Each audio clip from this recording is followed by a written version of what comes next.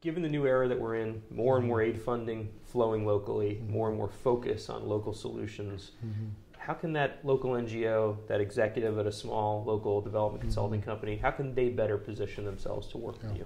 Well, I think first of all, we need to learn more about the kind of work that they do.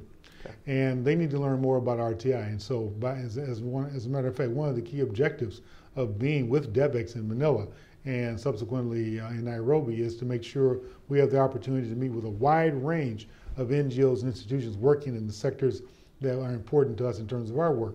And of course, supporting the work of the donors that we work closely with.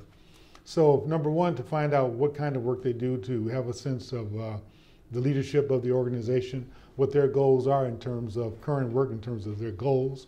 How can we connect? How can we support them? Can we use them initially to be perhaps working with us as a partner on a small scale, and then expand that business as we learn more about working together effectively.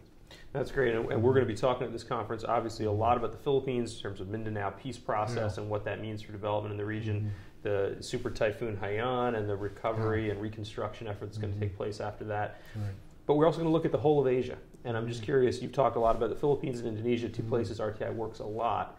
What are some of the other countries where you work, or other places where you might want to work in the future? Well, certainly we have our eye on expanding our work in places like Vietnam, Myanmar.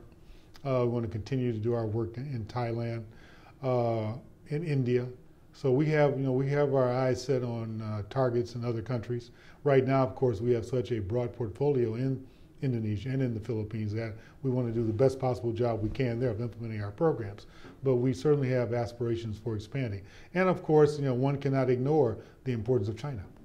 And so we intend to expand our work in China also. Okay, fantastic.